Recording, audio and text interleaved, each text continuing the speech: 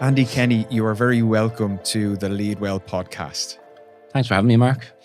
So Andy of Misneach Ukraine, I generally do an introduction before we start our conversation, and I tell our listeners about the company in question and what they do. But on this occasion, I felt there's no way that I can actually do this justice in terms of the incredible work that you're doing. So would you mind telling our listeners a little bit about where Misneach Ukraine has come from and the work you've done over the last 2 to 3 years? Okay, I'll be as brief as I can. Well done for pronouncing Misneach. Most people struggle with that. So we essentially take outdated medical equipment and gym equipment that's reached the end of its life in Ireland, and we send it to the people of Ukraine, where it rehabilitates and is also saving lives. We started out 2 years ago, and in that 2 years, we've sent over €8 million worth of equipment at this stage. The vast majority of that is this year. Wow. And tell me, if we go back a little bit, the reason that I know yourself and I know of you is that you had a gym yourself, you had a studio. Obviously, as many of us know, COVID came along, and for many gym owners, it wiped our business models out within a day or two. What was it that for you triggered, rather than going back in when COVID dissipated to reopen your gym, you instead decided to start this not-for-profit organisation to help others? Where did that come from? The gym, overnight, we went online and had 11 staff, then 10, 9, and got to me. Online didn't work. We reopened in between all the lockdowns, and at the time, if you remember, you could only have class, or you can only have individual workouts. We were a class-based gym. We were city centre. Everyone was working from home. The gym didn't work, so I was kind of lost. Then the war broke out. It was following it. It was very much David and Goliath. One country invading another. It was wrong. It was obvious who was right and wrong. And, I wanted to do something, but I'm a lowly business personal trainer, Mickey Mouse, nobody. What could I do? And then one day my friend rang me up and asked me, do you know anyone could get gym equipment for a rehab facility in Ukraine? I said, God, I don't know. I'll try. And then one thing led to another. In the first 3 months, we didn't do anything really. It was just a lot of banging my head against walls. And then Westwood clubs came on board, and they were incredible. Alan Leach and Karen Polly from Westwood were amazing. They gave us countless amount of rehab and gym equipment, which then meant I didn't have to chase after gym equipment. It just came to us constantly and gave me the time then to source medical equipment. So our initial mandate, I guess, was looking for, to rehabilitate all the people who were injured. And then because Westwood were so amazing, it meant then I could go and source medical equipment. And Ireland is, and I'm sure the Western world is awash with medical equipment that reaches the end of its insurable life in Ireland. So, something in Ireland has typically a 5 or 10 year insurance lifetime. And after that, if it's used or good, or it gets thrown in the bin, essentially, landfill. So we're like the ultimate recyclers. We save the company money by they don't have to dispose of it. We can come in with our team of volunteers and take everything out and bring it to a warehouse, and then we ship it off to Ukraine. And can you tell me a little bit about some of the impact that Misneach Ukraine is having, obviously, within Ukraine at the moment, with the gym equipment and the medical equipment that you're sending over? Yeah, these are unofficial figures, but amputees alone is, and this is an old figure I was given, was 80,000. So if you think Crow Park full of amputees, the injuries must be over 200,000, and because of modern medical care, people are living when, a few years ago they wouldn't have, which is great, but they're now living with these multifaceted, they've burns, it's 30% of their body, they're missing 2 limbs, they're blind, it's not just one thing. So we've equipped, 15 to 20, maybe more fully equipped rehab facilities with gym equipment, and then lots of smaller facilities with bits and pieces, a couple of pieces here, a couple of pieces there. Medical equipment is what I focus on now. And again, because Westwood Clubs and Expert Leisure, another club, have come on board, giving us the gym equipment, I have the time now to source the medical equipment. And that I learned that we must send that to the east of Ukraine. Sending it to Kiev or Lviv in central and western Ukraine, it just sits in storerooms because they have a lot of what they need. And, a lot of agencies just want to send it to Ukraine. And we were guilty of that in the beginning. You just send it, you don't care where it goes. But those areas don't need it. So it must go east. Medical must go east. And, we send ventilators, consumables, bandages, syringes, first aid equipment. I've heard and seen videos of people boiling bandages because they've run out. We can take stuff that's out of date. Like, I'm sure everyone has seen that. Their first aid kit at home is stuff that's out of date. It's if it's up to 2 years, it's typically perfectly fine. And the need is so great in the east of Ukraine near where the invasion's taking place that out of date doesn't mean nothing. So we've gone from rehabilitating to saving lives. What stories are you hearing from the people who are receiving your medical equipment, your gym equipment within these facilities? What stories are you hearing back? Yeah, take an amputee, for example. They get wounded, they get taken to a triage centre. They basically stop the bleeding, save their life, and then move further and further west as their injuries begin to heal. So they heal the wounds, and then they get 2 to 4 weeks of rehabilitation in a facility if they're lucky, and then after that they're set loose, and they may or may not get a pair of crutches. They may or may not get a wheelchair. So what that means is these are mostly young men and plenty of young girls and kids, but mostly young men that are then housebound or in their bed, and their parents, because they're young guys, their parents are typically in their 50s, so they're able to lift them in and out to the toilet and stuff like that, or their partner is able to. So we're able to come along and give them a pair of crutches, give them a wheelchair, equip the local gym so that the physiotherapists that are there are able to then have the equipment to strengthen their core, their quads, what's remaining of their quads, that they're able to then be a better candidate for prosthesis.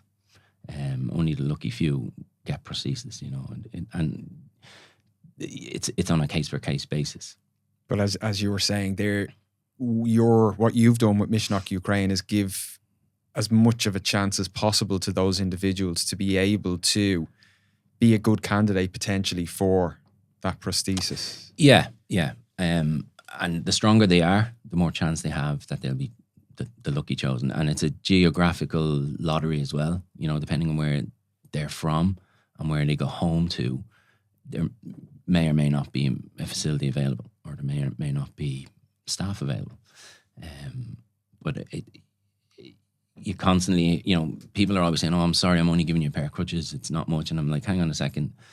These are going to go to a guy who's either bedridden or he's hobbling around on a stick. It's in some cases it's that bad. Yeah. And it just transforms them to be able to get out of bed, goes to the toilet on their own, not have to rely on their parents. It gives them that quality independence. of life. Yeah. And a lot of these injuries, yes, they're devastating, they're catastrophic, but if it was here, you can recover with prosthesis. You can have a perfectly regular life, with one arm and both legs gone.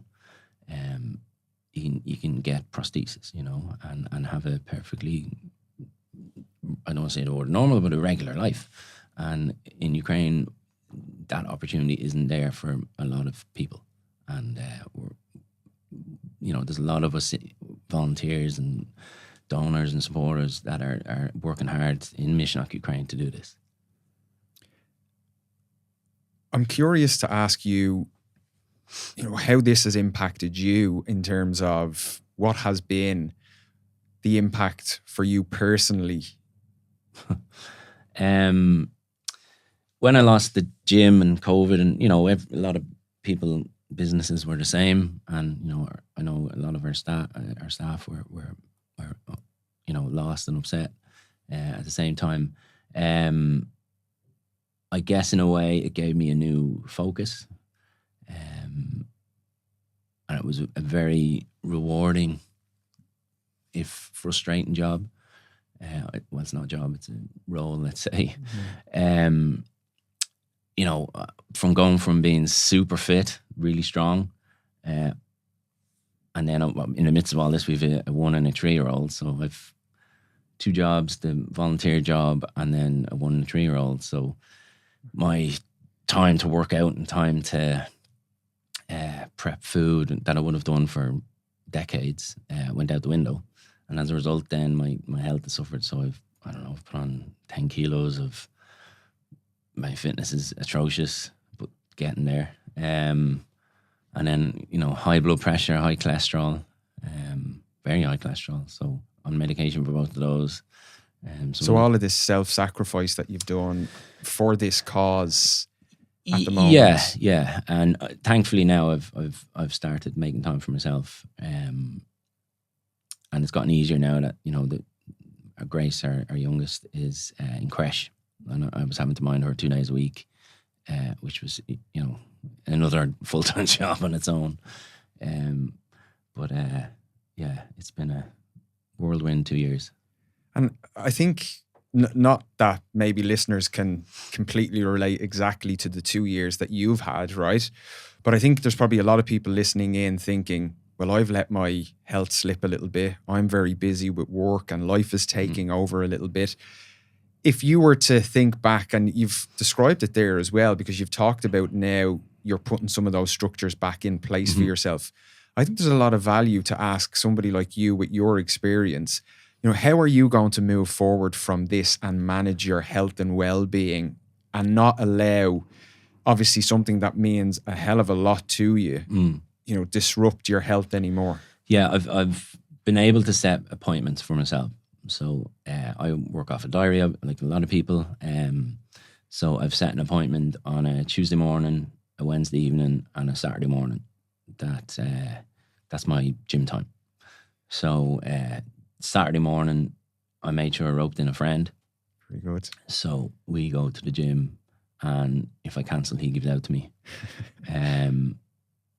So, you know, I'd love to get someone on Tuesday morning, Wednesday evening to do the same, but you know, it's hard to find friends that are available.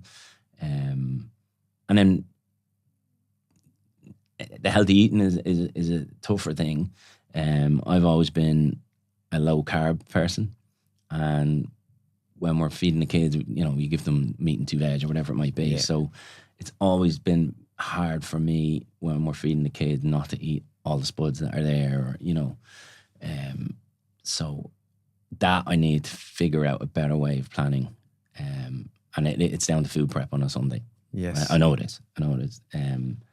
So as I'm talking to you here now, my mind is racing trying to figure out how can I, on a Sunday when it's the only family day we get type of thing, how I can plan my healthy foods. I think you're probably preaching to the choir though, in terms of a lot of people listening are probably saying, I'm coming up against a lot of those things. I'm a busy working professional. I'm finding it difficult to fit those things in. And I think what I'm taking from what you've said there is those small steps are key. So the Tuesday, the Wednesday and the Saturday, even starting with the exercise, building it back into your routine, because you know as well as I, and maybe even better, the most difficult part for somebody when it comes to their health and their well-being is when they feel they're at that point where there is no return. Okay, I'm really unhealthy, I've not been exercising, I've not been eating well. We tend to get into our own mind, and it's very easy for us to convince ourselves that there's no way back. The only way back is how you're describing, in a way, those small steps when life gets on top of you a little bit. Yeah. It's funny, like before I had kids and a client would be saying, oh, I don't have time, and they had kids, and I was like, come on, you can just do it, you know. But now I understand when you've a 1 and 3-year-old and a job, it's difficult to make time. But you do just have to, and I do just have to make the time. And the thing I always say to someone, and I've done it myself, when you're starting back, you know, do your favorite exercises. You know, don't worry about doing your leg day if you hate leg day. Just do your favorite exercises. You might not be doing your old weights or whatever, but do your favorite exercises. Enjoy the process. Treat yourself to a nice coffee after. You know, make it a date with yourself that you have a nice coffee or a nice whatever your little thing is afterwards, and it becomes something you enjoy. As a business owner or a founder, no matter what industry you're in, how important would you say, knowing the difference now between, like you described, when you had the gym running, you were fit, you were healthy, you felt on top of that aspect. Now you've really committed to Misneach over the last 2 years. You're working other jobs as well. So you now see and feel the other side of that. How important, having experienced that, would you say staying on top of your health is for a founder, business owner, someone with your level of responsibility? Yeah, it's vital. Because what went against me, I think, ironically, is because I was in the fitness industry and I had a studio at home to work out in, I never worked out at home. Whereas I think if I had never come from the fitness industry, I could have worked out at home and I could have done 20, 30 minutes. And that's enough. Like if you're doing enough of a workout, a HIIT workout, an intense workout, you'll get loads done at home in that 20, 30 minutes. But because I had it at home and I just never, ever liked working out at home. But, for other people, that really, really would work. You know, and online stuff is very good. The Joe Wick stuff is basic, really good stuff. There's millions and millions of people out there. It's funny how we've segued it. We said we weren't going to talk about fitness, but actually what we're talking about more so is the importance of having outlets when we have responsibilities like running a business. And talk to me a little bit about the skills that you have found have been useful specifically for you in Misneach that you would have learned from running your previous business. I guess sales is a huge thing. In the fitness industry, it's a relationship building sales role essentially. Someone walks in the door, you're nice, you're engaging, you want to help them. Well, I always did. You want to find the best product or solution for them, whether it was a pay-as-you-go class or a sign up to this 6-week course. And sourcing medical rehab and all sorts of other equipment is essentially a sales job. And in that field, I'll always go and meet someone face to face. I will not do a Zoom call if I want to meet a decision maker. I'll always try and get a coffee. Always. A Zoom call is way less effective. You won't catch their attention for long. Whereas if you make the effort to travel as far as it needs to be to go to them, they appreciate it. They'll give you their time and they'll listen. Whereas if it's a Zoom call, they'll be in and out of the call. Too many distractions. Yeah, and when the call ends, they're gone. They've forgotten about it. Whereas if it's a conversation and you build that relationship, it's a lot easier to make the sale with them. What other skills have you found have been beneficial? People management. I always struggled because, they don't teach you how to manage people. And then all of a sudden, my business grew and I was having to hire trainers and subcontractors and stuff like that. And I was horrendous at people management for a long, long time, but I did get better. And now in the, I guess, not-for-profit industry, the main issue, our volunteers are amazing and they come and go a lot of times, but managing volunteers is tricky because, take for example, an IT guy that volunteers with you and he's working in the warehouse. He's not great at, lifting boxes from A to B. So you do have to manage people's skills and recognize when they're not capable of a volunteer role at a specific thing. But you'll always find something for them to do. And have you learned, in the last 2 years, have you learned a lot more about yourself as a leader, as a business owner? What maybe some of the gaps are that you want to fill? Like you said there when you had your previous business, that people management was something that, and I think everyone would agree, when we start out managing people, it's a little bit like deer in the headlights. What do I do here? I've got no training. The ones I feel really bad for people who get promoted to a management role because they were an excellent individual contributor. Yes. Yeah. And now all of a sudden they're told, you're really good at doing this one thing. So now we want you to manage all the other people doing that thing. Yeah. And that's a whole different kettle of fish. So any other skills in the last 2 years that you've gone, oh, right, actually, I never realized how important that one was? Yeah, I don't know. You've caught me there. I haven't had time to think the last while what I'm really good at. Relationship building, definitely, and being genuine with people. I've always found people will appreciate you if you're genuine, and you show an interest in someone and you remember their names. Um, yeah, relationship building, definitely. Whether it's a new donor, a new volunteer, um, yeah, relationship building. And following up, I think is really important as well. So it's not always possible, but I do try and get pictures of stuff as it arrives in Ukraine. Very good. It's not always possible, Yeah. especially given the volume. But in a lot of cases, I'll remember when I do get pictures and videos back, I'll remember, okay, that wheelchair came from such and such, and I'll try and send that person a picture. Describe to me what the process is like for the donor. So if I have equipment and I want to give it to you to send to Ukraine, talk to me a little bit about the logistics that for you go into getting it from somewhere here in Dublin, say, obviously to where it needs to be. Yeah, if it's in Dublin, it's easy. If it's a pair of crutches and a wheelchair, we'll say, right, well, we have a drop-off point here, and here. There's no rush, drop it off when you can. If it's something like a van load of adult nappies, hugely important. We'll hire a van. We'll pay 300, 400 euros to hire a van. And we'll go and collect that van load of nappies. It's then brought to the warehouse, unpacked, repacked on pallets. They're never square, lovely pallets. There's always, a ventilator in the middle, and we pack nappies around it type of thing. Some volunteers will do that. A corporate company pays for our transport from Ireland by truck to the border of Ukraine. They're not insured to go into Ukraine, that particular company.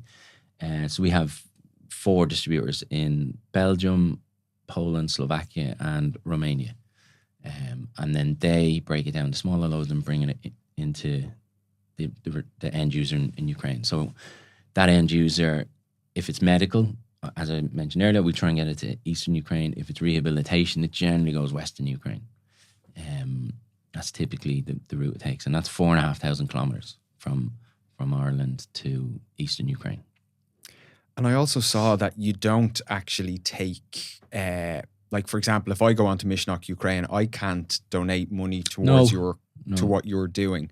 So tell us a little bit about, if somebody's listening in and they want to get behind and they want to support Misneach Ukraine, what is the process?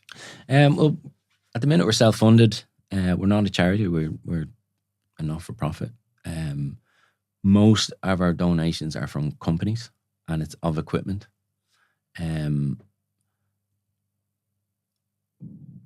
I always, if someone offers to help, I'd say, well, first of all, your time. Secondly, your contacts. Everyone knows someone who's in the medical profession, or they'll know someone who maybe has a fire extinguisher company or something random. Yeah. Everyone knows someone that can help. Or they might have a van. If someone has a van, we'd save us 350 euros. We always need van drivers and people who are willing to collect stuff for us. I have stuff all over the country to be collected, but we can't afford to go and get it at once. So it's sitting, waiting, and people get annoyed sometimes because we can't pick it up straight away. So if people are able to collect, that's really, really helpful. But like, we don't take cash donations. We're lucky that we're self-funded. I realise how lucky we are. If I had to go and source €8,000 for a truck to go to Ukraine, I'd spend my whole day trying to source and fundraise and not find medical equipment because I was looking for cash. And the volume for example, this year alone, we sent 32 trucks to Ukraine, articulated trucks. So if I was to find the money for that, it just wouldn't happen. And all that aid would just be sitting around Ireland, or it'd be in landfill by now. Whereas thanks to that corporate company, they cover the cost to the border of Ukraine, and that means we can save a lot of lives, an awful lot of lives, and bring dignity and hope and a life back to thousands of people.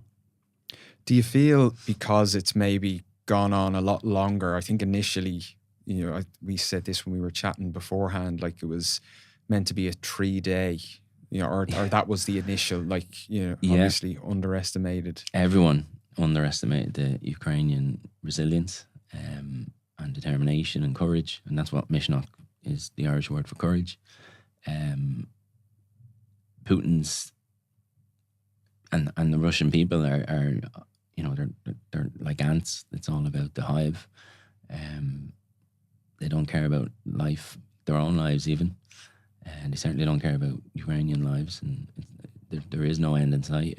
America and Europe are drip feeding aid, military aid, and equipment. And you see these figures of 40 billion and 2 billion, and it's all lies. It's exaggeration in that, your car might be a 10-year-old car, and 10 years ago it was worth 40 grand, but right now it's worth scrap value. But you're going to say it's worth 40 grand and send it to Ukraine. That's essentially what they're doing with 40-year-old military equipment, like the Bradley fighting vehicles they're sending. They're 35, 40 years old. Now they're amazing, but their value is not whatever billion that the Americans are quoting. Have you found it hard to keep Misneach Ukraine at the front of people's minds and on their radar, because naturally the longer it stretches on, and it sounds terrible to say this, but it is a little bit of like out of sight, out of mind. It's not on the news all the time the way it was in the early days.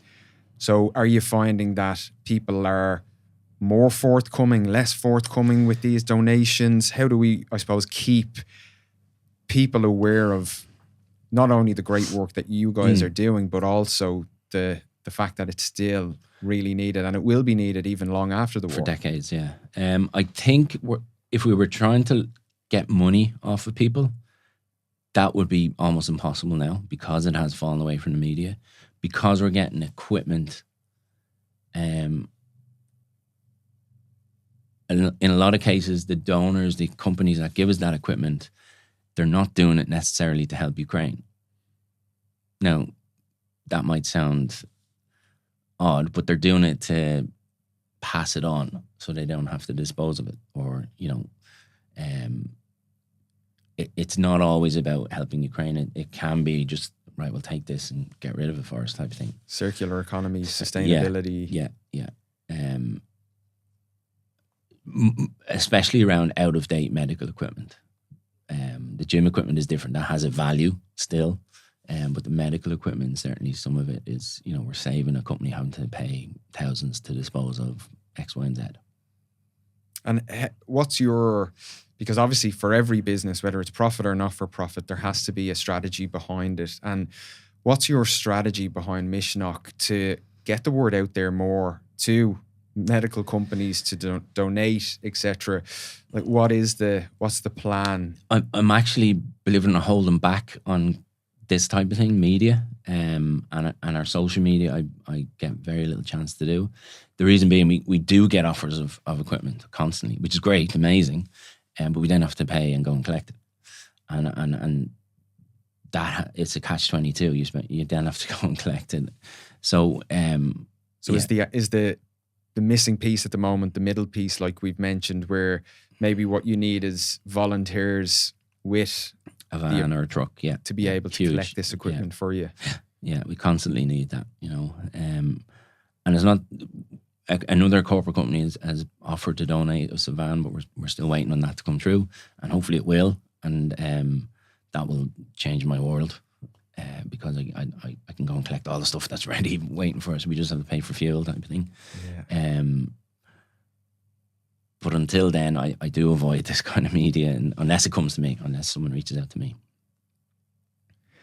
In terms of, you mentioned a little bit earlier on, and we kind of like skipped over it a little bit, but you said when your gym studio at the time, obviously, like many others at the time, were impacted by COVID, you then said, and it sticks with me what you said basically, what difference could somebody like me make, like Mickey Mouse, right? Like you kind of said it like that, right? I'm probably being this, what's the word? Well, I'd say you're being quite humble in terms of like a lot of humility Yeah. but also, yeah, you're right, a little bit kind of self-deprecating. Yes, in a that's way. the word. Yeah. But I suppose my question is, many people would think like that, like what difference can I make? But you obviously didn't let that get in the way of the mission that you had and the value that you wanted to provide. So talk to us a little bit about how you were able to, I suppose, even with that, let's call that an inner critic, you were still driven to try and make a difference. Yeah, like a lot of people who have had their own business, or I hate calling myself an entrepreneur, but if you're an entrepreneur, you're driven. You just get on with it. You don't take no for an answer. If you get a no, you move on and ask the next person until you get a yes. But really, anyone can do a lot of what we've done. In that, for example, I'd love to help Gaza. That's a huge thing, and I've tried. It's not working out at the minute. I'm hoping it will as things improve over there. But a lot of people contact me on social media or something and say, "Oh, why aren't you helping the people of Gaza?" And I'll say, "Well, I'd like to, but there's no logistics route there at the minute." And typically, what I'll say to someone is, "I'll tell you what. In the warehouse, I have at the minute, I have 50 children's wheelchairs, and I've only a home for 28 of them. This is genuine conversation about 2 months ago. Why don't you come and take the other 22 and bring them to Gaza? You're welcome to them. Come on down to the warehouse. Yeah. I'm in there tomorrow at 1 o'clock. It's a genuine conversation. And you never hear from them again. No. So that person could certainly come down, put them in a van, drive to Turkey, or they could pay the money to put them and courier them over. And anyone listening is more than welcome to come and do that."